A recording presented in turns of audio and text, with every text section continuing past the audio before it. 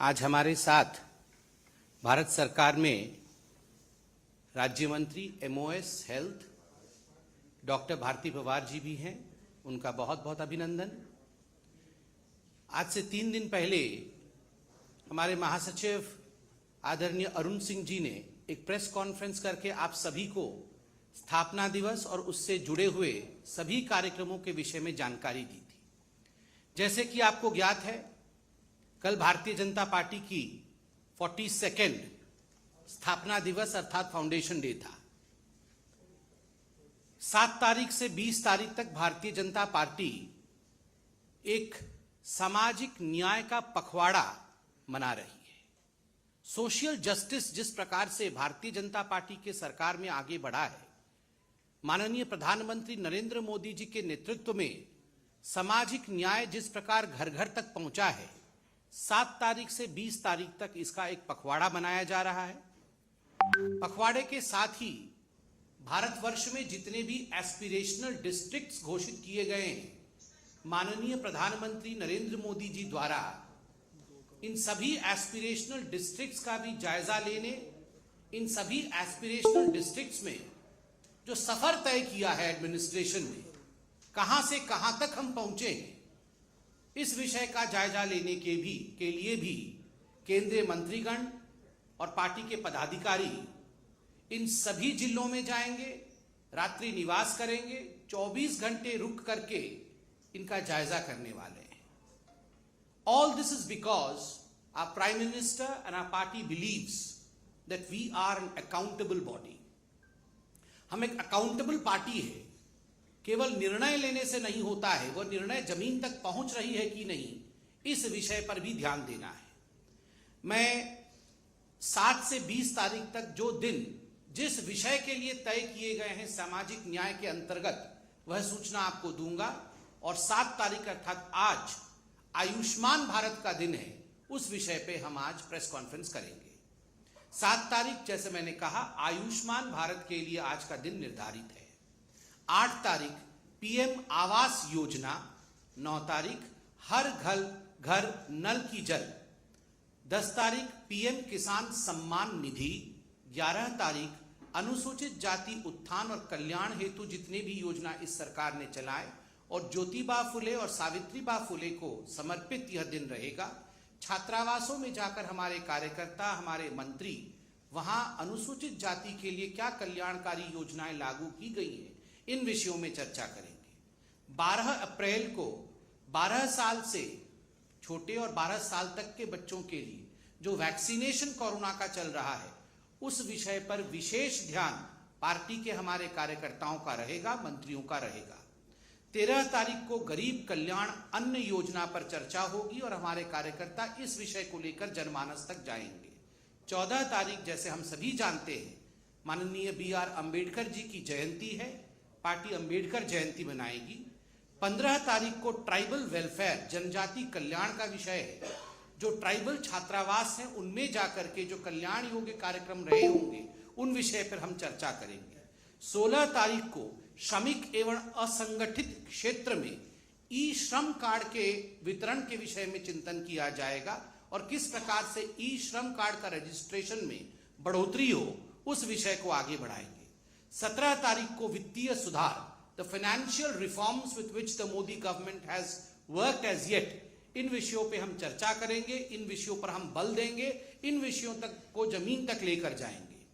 18 तारीख होगा स्वच्छ भारत अभियान के लिए और 19 तारीख होगा पोषण अभियान के लिए। 20 अर्थात the concluding day of the fortnight, जो पखवाड़ा है उसका कंक्लूडिंग डे 20 को होगा और 20 अप्रैल होगा आजादी का अमृत महोत्सव और हमारे स्वतंत्रता सेनानियों के लिए, mostly for the unsung heroes, जिनको हमने भुला दिया है, जिन स्वतंत्रता सेनानियों को समाज ने भुला दिया है, उनको याद करना, उनको अपने स्मृति पटल पर पुनः जागृत करना, यह विषय होगा। और जैसे मैंने कहा, आज 7 तारीख है, आज का विषय आयुष्मान भारत का है। बंधुगण, आयुष्मान भारत कोई साधारण विषय नहीं। आज प्रधानमंत्री श्री नरेंद्र मोदी जी के पुराने मन की बात को हम सुन रहे थे, मैं भी सुन रहा था। और डॉक्टर भारती पवार जी भी सुन रही थी, और जिस प्रकार से मन की बात में प्रधानमंत्री नरेंद्र मोदी जी ने आयुष्मान भारत के विषय में विस्तार से अपने विषय को रखा, और उसके पश्चात कुछ पेशेंट्स जिनको इसका लाभ मिला था वो इंटरेक्शन भी हमने देखा। मुझे याद है राजेश प्रजापति नामक वह व्यक्ति जो कॉर्नरी हार्ट डिजीज से पीड़ित था, किस प्रकार से वह अपना जान बचा पाता है, क्योंकि उसके पास वह गोल्डन कार्ड था जिसने उसे एक आयुष्मान भारत के माध्यम से वो स्वास्थ्य लाभ कराता है। ठीक उसी प्रकार सुख देवी की कहानी, जिसकी नी रिप्लेसमेंट होती है, और अभी भारती पवार जी ने कहा कि अंडमान निकोबार की वो लड़की जो एक रिक्शा चालक की लड़की थी, स्कूल में पढ़ती थी, अचानक बीमार पड़ी, ऑपरेशन की आवश्यकता पड़ी, पिता बेचारे बहुत गरीब थे, ऑपरेशन कराने में असमर्थ थे, मगर बेटी ने ऑनलाइन जाके देखा कि उनका परिवार रजिस्टर्ड था आयुष्मान भारत में। किस प्रकार बेटी खुद जाके मुफ्त में चिकित्सा होके आती है, चिकित्सा लेकर आती है, ऑपरेशन करा कर आती है, स्वास्थ्य लाभ करती है। और जब ये सब कुछ हो जाता है तो इंटरेक्शन में उनके पिताश्री कहते हैं कि ये वास्तविक रूप में केवल आयुष्मान भारत योजना नहीं है, ये बेटी बचाओ बेटी पढ़ाओ भी है, क्योंकि मेरी बेटी पढ़ भी रही है और मेरी बेटी ने आयुष्मान भारत के कारण स्वयं को बचाया भी है। ये एक बहुत, मैं कहूँगा, हम सब के लिए शायद बड़ा विषय नहीं हो सकता है, क्योंकि we can afford treatment, we can go to the best of the doctors, but just imagine जो गरीब हैं, जो वंचित हैं, जिनके पास इतने पैसे नहीं हैं कि वो अच्छे से अच्छा चिकित्सा ले सके, उनके लिए प्रधानमंत्री जी ने जो किया है उसका नतीजा रहा कि 3 जनवरी 2018 को आयुष्मान भारत लॉन्च होता है, और 19 में ही 100 दिनों के अंदर WHO के DG डायरेक्टर जनरल वो बधाई देते हैं, शुभकामनाएं देते हैं नरेंद्र मोदी भारत के प्रधानमंत्री को, और JP नड्डा जी जो उस समय भारत के स्वास्थ्य मंत्री थे।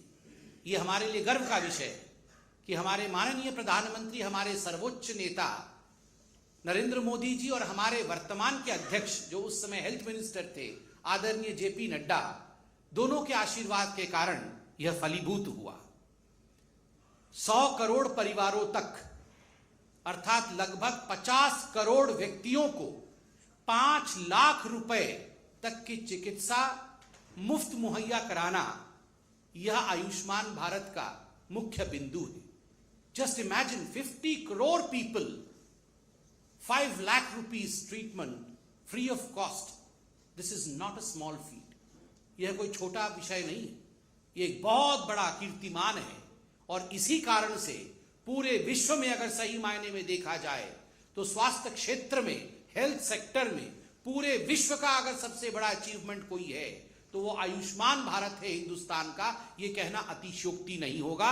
मैं अंत में सिर्फ इतना कहूंगा कि कुछ राज्य पीछे छूट गए हैं जिन्होंने आयुष्मान भारत के लाभ को अपने जनता तक नहीं पहुंचाया है। जनता जनार्दन होती है, जनता को इस लाभ से वंचित न रखा जाए।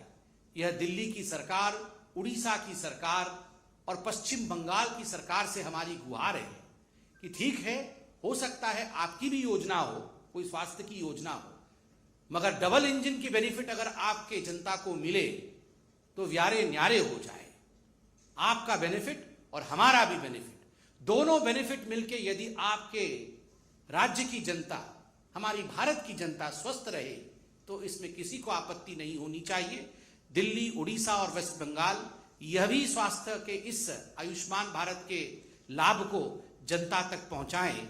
और अभी जैसे मुझे डॉक्टर साहब ने बताया कि लगभग 3.3 करोड़ लोगों को यह सुविधा दे जा चुकी है। अभी तक आयुष्मान भारत की जो सुविधा है वो 3.3 करोड़ लोगों तक पहुंचाई जा चुकी है, और लगभग 38,000 करोड़ रुपया अभी तक भारत सरकार ने इस बाबत खर्च किया है। अब मैं निवेदन करूंगा डॉक्टर भारती पवार जी से कि she will please brief you on the nitty gritty and the fineness of Ayushman Bharat योजना। Thank you so much. Over to Bharati जी।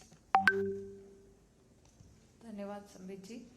नमस्कार। आज महत्वपूर्ण सब्जेक्ट है जो कि हमारे हेल्थ स्ट्रक्चर को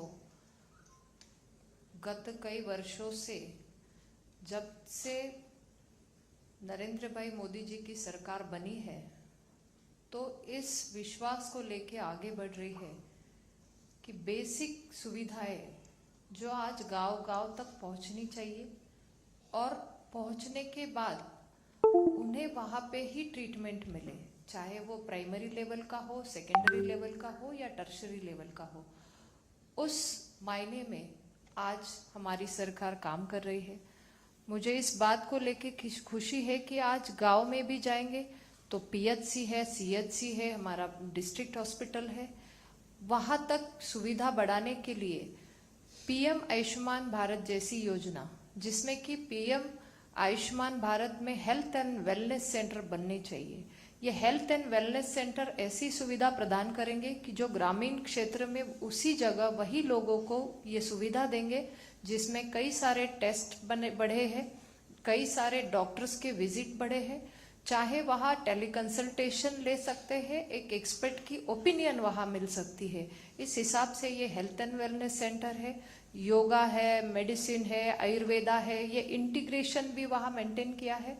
उसके बाद अगर उन्हें कुछ सुविधा सेकेंडरी लेवल को मिलनी है या टर्शरी लेवल को मिलनी है, वो भी सुविधा देने के लिए सरकार प्रतिबद्ध है।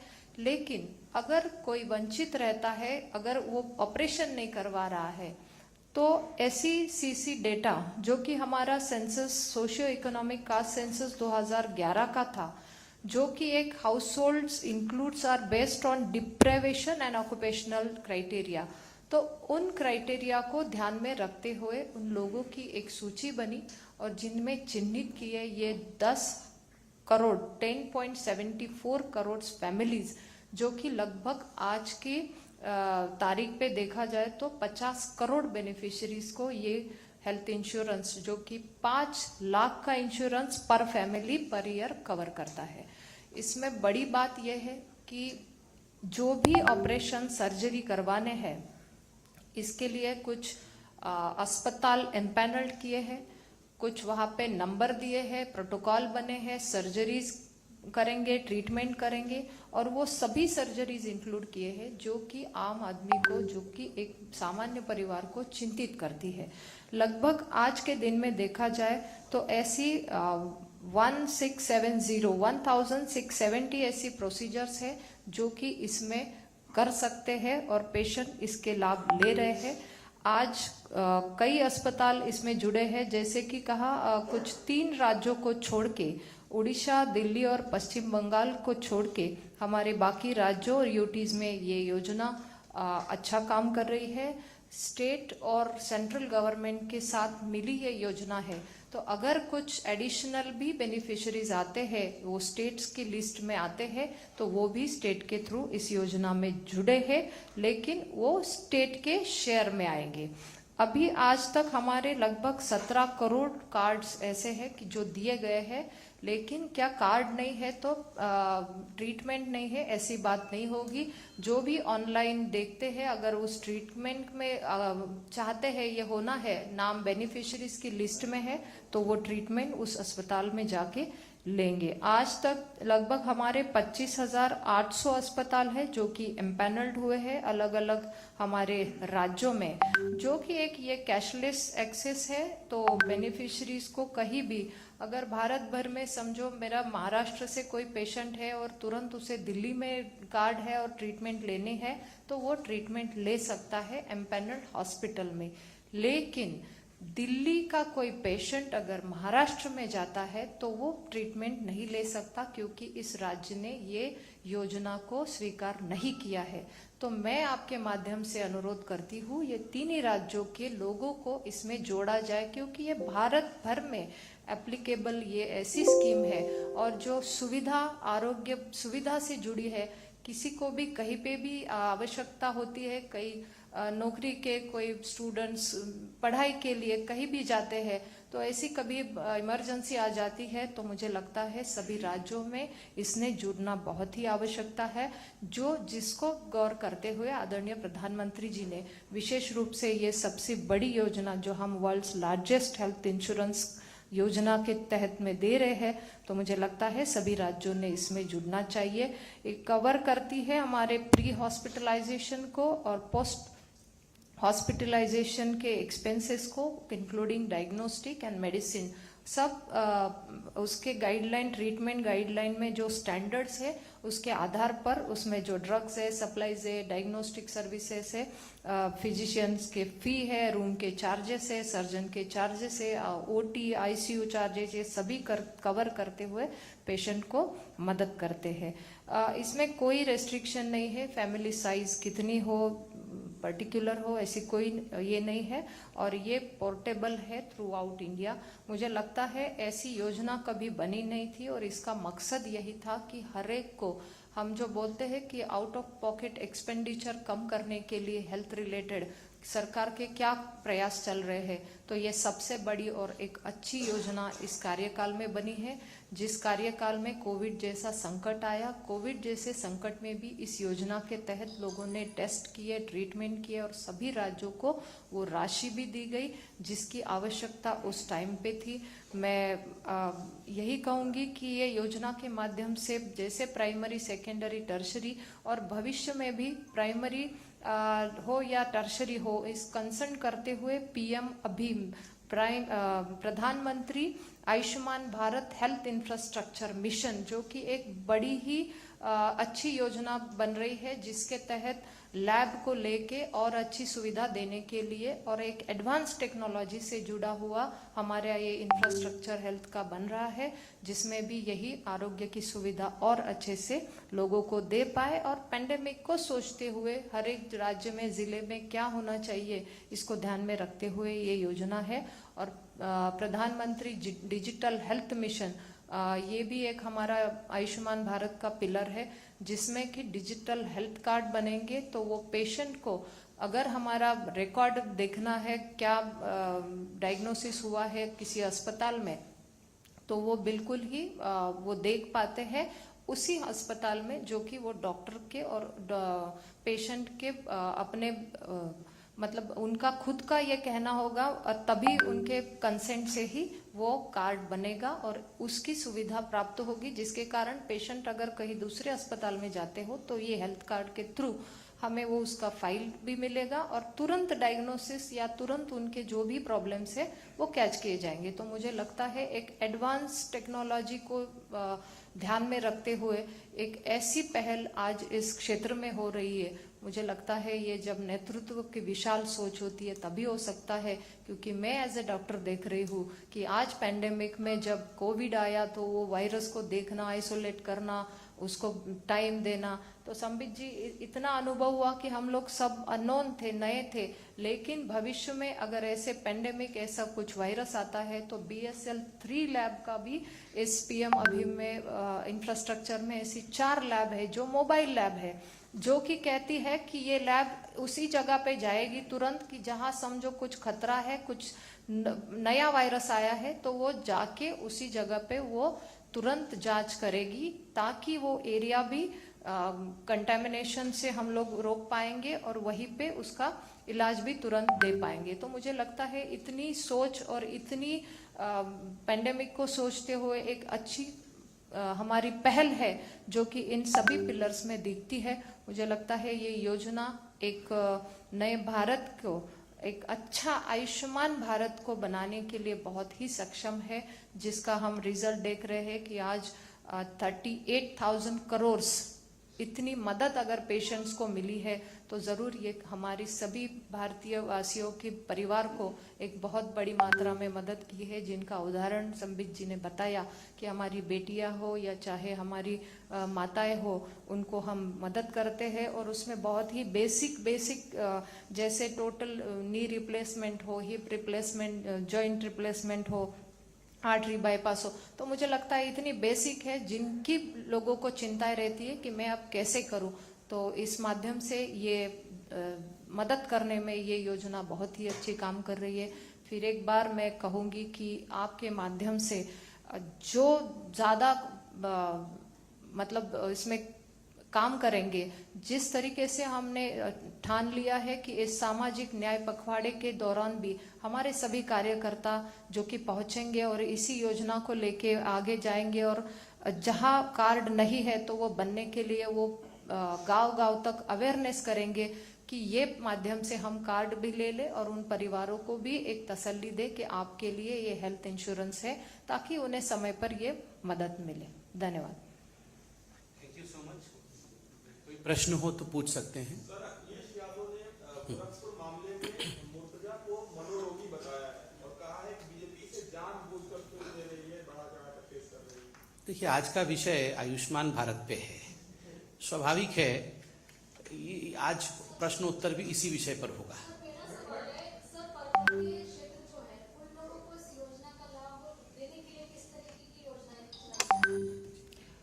पर्वतीय क्षेत्र में जैसे अभी मैंने कहा कि सेंट्रल और स्टेट को लेके कुछ शेयरिंग में हमारी योजना चलती है, 60-40 रेशो होता है, तो पर्वतीय क्षेत्र में खास करके वो 90-10 का रहता है। तो लगभग सारा ही सेंट्रल गवर्नमेंट की तरफ से इस तरीके की योजना जाती है। जैसे आपने कहा उस तरीके से प्राइमरी लेवल पर हमारे पीएचसी हो या हेल्थ एंड वेलनेस सेंटर को स्ट्रेंथन किया जा रहा है, ताकि वहीं पे उनका इलाज भी हो, डायग्नोसिस भी हो, लेकिन फिर भी अगर उन्हें सेकेंडरी टर्शरी की ज़रूरत है तो उस माध्यम से ये आगे जाके काम करेंगे। उसके अलावा हर एक राज्य में हम अच्छी सुविधा देने हेतु नए मेडिकल कॉलेज भी बनवा रहे हैं, कुछ मेडिकल कॉलेजों को अपग्रेड भी कर रहे हैं, लगभग 75 मेडिकल कॉलेजों को अपग्रेड भी कर रहे हैं, 157 नए मेडिकल कॉलेज भी बन रहे हैं, और आज हमारे 22 एम्स का काम भी चल रहा है। तो लगभग सभी को स्वास्थ्य को लेके वहीं पे ट्रीटमेंट मिले, चाहे वो पर्वतीय क्षेत्र हो या हमारा रेगुलर हो, सभी को अच्छा सुविधा मिले। जी वहीं पे भी मैं सभी राज्यों में प्रधानमंत्री जी की सोच तो ऐसी है कि जो एस्पिरेशनल डिस्ट्रिक्ट है, देखो कभी किसी ने सोचा नहीं होगा, मैं तो डॉक्टर हूँ इसीलिए मैं तो जब मैंने देखा कि 112 ऐसे जिलों को चिन्हित किया, तो वो चिन्हित क्यों किया? क्योंकि वहां पे कुछ काम ही नहीं हुआ था। 70 सालों से वहां पे बेसिक स्ट्रक्चर नहीं है, वहां पे मेडिकल कॉलेज तो दूर की बात, लेकिन बेसिक सुविधा मेडिकल कॉलेज के साथ अस्पतालों को और स्ट्रेंथन करना, तो उन्हें चिन्हित भी किया गया। वहां पे मेडिकल कॉलेज भी बन रहे हैं, जहां प्राइवेट भी नहीं, वहां पे गवर्नमेंट का तो बनना चाहिए, और तो और डिस्ट्रिक्ट अस्पतालों को भी स्ट्रांग किया जा रहा है। मुझे लगता है इसके कारण हमारी जो माता मृत्यु दर है वो भी, हमने जो NFHS का डेटा आया उसमें वो उसका रिजल्ट दिख रहा है कि माता मृत्यु दर कम हो रही है, इंस्टीट्यूशनल डिलीवरीज बढ़ रही है। ये सारी इन्हीं सभी इन योजनाओं के तहत हो रहा है।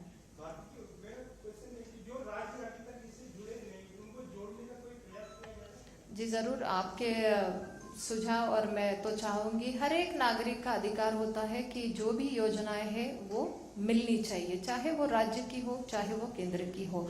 लेकिन इसमें जो है ये स्टेट और सेंट्रल शेयर के माध्यम से ये योजना बनी है, तो हम चाहते हैं कि हम राज्यों को वो निर्भर करते हैं कि राज्य सरकार इसमें जुड़े और राज्यों के माध्यम से ये मदद मिले। लेकिन जैसा कि 3 राज्यों ने जुड़े नहीं है, तो जब तक वो जुड़ते नहीं है हम उनका इंश्योरेंस कैसे भरेंगे और कैसे उनको इस लाभार्थी की योजना में ये शामिल करेंगे, तो वो लोग वंचित रह रहे हैं। आज ये 3 राज्यों के लोग वंचित रह रहे हैं, लेकिन हम अगर उन 3 राज्यों में जाते हैं बाकी राज्यों के, तो वहां पे एम्पैनल्ड हमारे अस्पताल है PM जय के, तो वो वहां पे ट्रीटमेंट दे रहे, लेकिन जो राज्य इसमें नहीं है तो वो राज्यों के लोगों को वंचित रखा जा रहा है। इस बात का हमें दुख भी है।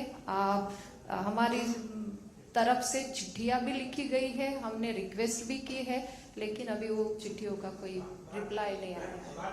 आपने कहा कि 50 करोड़ लोगों को इसका लाभ मिलना है, 4.5 साल हो गए ये सोचना के, सितंबर में 5 साल पूरे हो जाएंगे, केवल 16-17 करोड़ लोगों का अभी तक गोल्डन कार्ड बन पाई की पहचान हो पाई है कि है, बाकी अभी 33 करोड़ लोग या 34 करोड़ लोग, उन्हें पता ही नहीं आपको कि वो कौन है जिनको मिलना है। नहीं जी, आपका सवाल बिल्कुल सही है, लेकिन बहुत बार ऐसा होता है कि कोई भी यहाँ से योजना बनती है तो यह स्टेट के थ्रू जाती है, तो स्टेट ने भी थोड़ा उसमें जुड़ना भी चाहिए और ग्राउंड तक उसमें अवेयरनेस कैंप भी करना चाहिए। हमारी तरफ से आपके द्वारा आयुष्मान ऐसा भी एक कैंपेन चला जिसमें हमारे आशा वर्कर, पंचायत के मेंबर्स, आंगनवाड़ी सेविकाएं लगी, जिन्होंने जाके कैंपेन भी करा, नाइट कैंप्स भी किए, क्योंकि लेबर दिन में टाइम नहीं मिलता है, तो नाइट कैंप्स भी हुए जिसमें ये कार्ड बने। तो ये तो लगभग 4.7 करोड़ कार्ड्स भी बने। तो आपका कहना है, इस माध्यम से हम भी लगातार प्रयास कर रहे हैं, लेकिन फिर भी अगर कोई अस्पताल में जाते हैं, एम्पैनल्ड अस्पताल में, तो मुझे लगता है वहाँ पे उन्हें तुरंत मदद दी जाती है। कार्ड का कोई बंधन नहीं है, कार्ड नहीं है, फिर भी वो बेनिफिशियरी लिस्ट में है। और अब तो हमने लास्ट कुछ महीनों से ये सुविधा दी है कि ग्राम लेवल तक एक लिस्ट जारी किया है, जो कि उस गांव में लगेगा और गांव के लोगों को पता चलेगा कि मेरा बेनिफिशियरी में नाम है कि नहीं। मुंबई में ओमिक्रॉन एक्सी नए वेरिएंट का जो केस आया, उसको लेकर केंद्र सरकार के पास क्या जानकारी है, आपकी तरफ से किस तरह की तैयारी? आपको मंत्रालय जुड़ा हुआ होगा? जी जरूर जुड़ा हुआ है, अभी उसका पूरा इन्वेस्टिगेशन रिपोर्ट आना बाकी है। आयुष्मान कार्ड में 5 लाख रुपए की लिमिट है। अगर कोई पेशेंट किसी हॉस्पिटल में जाता है और यहाँ पे अगर बजट 2.5 लाख का बन रहा है, तो क्या ऐसा कुछ होता है कि उसमें ये बोला जाता है कि हम 1.5 लाख 2 लाख अप्रूव करेंगे, बाकी 50-60 हजार आपको देना पड़ेगा? क्योंकि ऐसे भी केसेस हमारे सामने आए हैं जहाँ पे ये पेशेंट को बोला जाता है कि आपके 1,60,000 अप्रूव हो रहे हैं गवर्नमेंट के फंड से, बाकी 80,000 रुपये आपको देने पड़ेंगे। नहीं, इसमें क्या कारण है इसका? नहीं, ये जो है आपने कहा है उसका पैकेज बना हुआ है, उसके स्टैंडर्ड ट्रीटमेंट गाइडलाइंस बने हुए हैं, लेकिन फिर भी अगर गलत तरीके से कोई अस्पताल उनसे डिमांड करता है या कुछ भी उनके कंप्लेंट्स है, तो हमारी वो हेल्पलाइन पे शिकायत दर्ज करते हैं और ऐसे ग्रीवांसेस को भी हम एड्रेस करते हो। और ऐसे ग्रीवांसेस लगभग 1.5 लाख के करीब हमारे ग्रीवांसेस भी हुए, जिसमें से 95% वो ग्रीवांस हमने रिजॉल्व भी किए हैं, जिसमें वो भी आपने कहा वो भी प्रॉब्लम था। Thank you very much friends. Thank you.